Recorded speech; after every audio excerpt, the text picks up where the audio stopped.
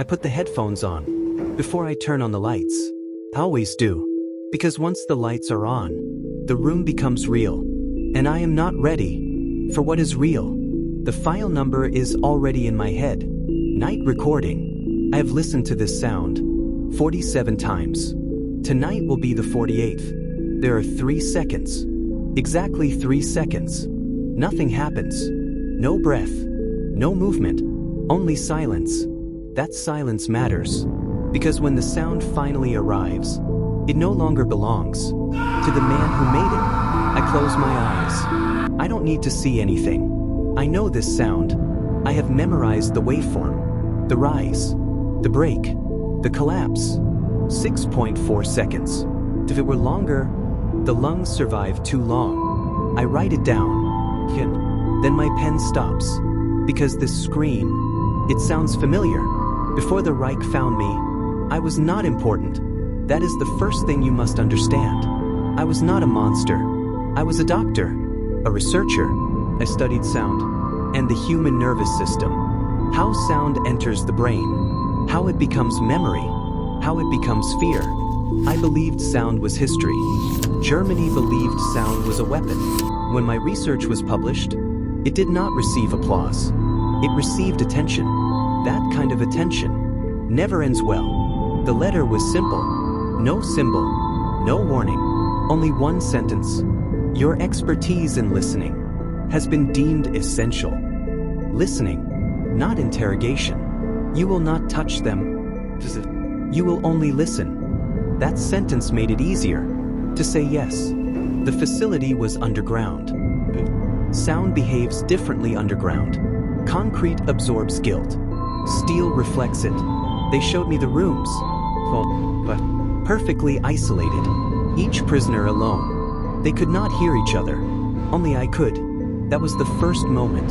Something felt wrong. Not evil. Wrong. The microphones were too sensitive. They picked up sounds a human ear should never hear. Heart valves. Swallowing. Fear before thought. I lowered the levels. I told myself I was improving clarity. The first scream did not begin as a scream. It began as a breath, held too long. Then the body remembered what the mind tried to forget. They archived the screams, each one labeled, numbered, so like fingerprints. After a while, I noticed something. Certain frequencies repeated, different men, same sound. I layered the waveforms. They matched perfectly. That should not be possible, unless the sound was no longer fully human. That night, I did not dream of faces. I dreamed of sound, the scream, playing backward. When I woke up, my ears were ringing, and I understood something. This was no longer research. This was collection. And I was not collecting data. I was collecting something that refused to die. I stayed in the chair long after the sound ended, because silence I discovered the missing had started to files by sound accident. different too. That is And I always how knew the worst things are this found. was only the I was beginning. recalibrating the archive, checking labels, verifying dates. That was my job. That was always my excuse.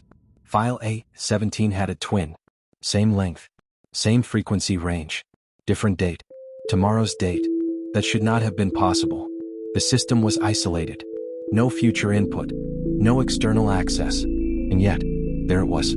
I played it. At first, I thought the tape was empty. No scream. No breath. Just silence. But silence, when amplified enough, is never empty. I adjusted the levels. That was my second mistake. Inside the silence, there was structure. A pattern. A rhythm. It matched the space between heartbeats. I realized then what we had been measuring all along. Not pain. Not fear. Anticipation. They were not studying how long a man could scream. They already knew that. They were studying how long a man could wait before screaming. That space. That silence. That moment where the mind breaks itself. And I was the only one listening closely enough to hear it happen. After that night, the sounds followed me.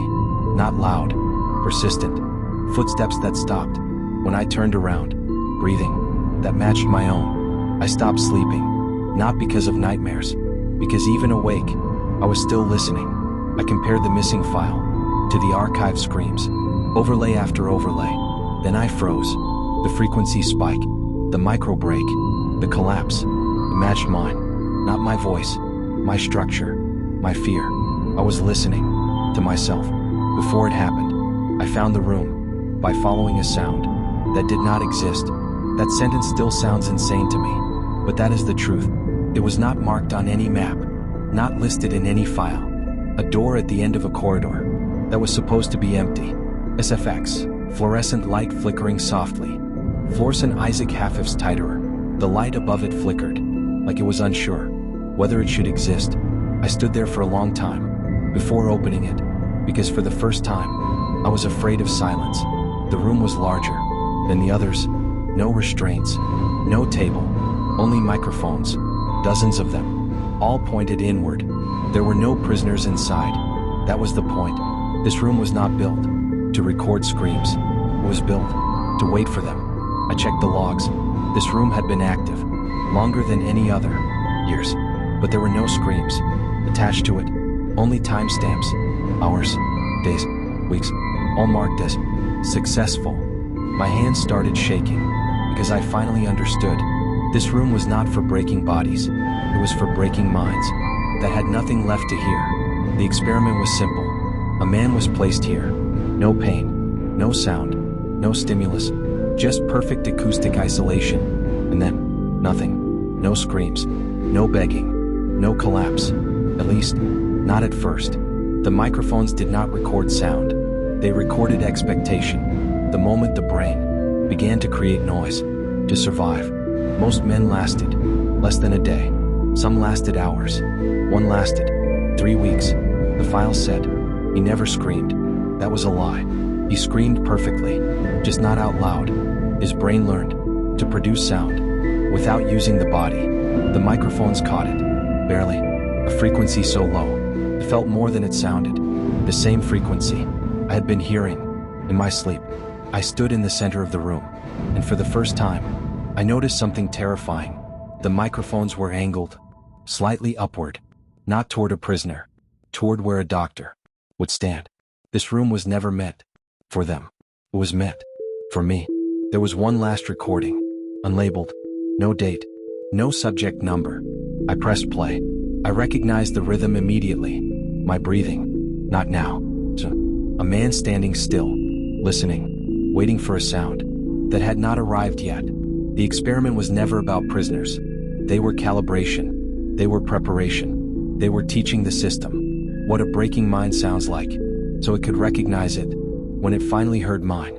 I stepped back from the microphones, but the sound did not stop, because it was not coming from the room. It was coming from inside my head. The war ended without sound reaching us. That is the irony. Above ground, cities were burning. Below ground, we were still listening. Orders stopped arriving. Officers disappeared. Doors were left unlocked. For the first time, the facility did not shut down. It simply waited, like it always had. I knew which file I had to play. The unlabeled one. The one without a date. The one that was waiting for me to catch up to it. I sat down, put on the headphones, and pressed play. At first, there was nothing. Then, I felt my chest tighten, because I was not listening to a prisoner. I was listening to myself. Not speaking, not screaming, waiting. I finally understood what the experiment was. They never needed pain. Pain is loud. Pain is obvious. They were searching for the sound a man makes when he realizes no one is coming. That sound lives between breaths, between thoughts, between hope and certainty. And I had been training myself to hear it for years. I want you to understand something. I never killed anyone with my hands. I never struck them. I never gave the order. I listened. I categorized. I normalized the unbearable. And that is how it survived. Evil does not always shout. Sometimes it whispers. And sometimes waits for someone professional enough to listen carefully. As the tape continued, the breathing changed. Shorter, shallower. I recognized the pattern. It was the same I had marked in hundreds of other files. The moment before the scream. But no scream came. Instead, there was acceptance. The most terrifying sound I I had ever heard, because acceptance means the experiment worked. The room felt empty, not quiet, empty.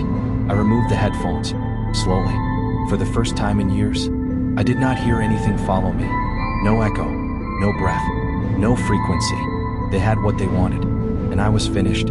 They asked me to testify later. New men, new uniforms. They wanted facts, numbers, methods. I gave them everything, but facts do not scream, and numbers do not confess.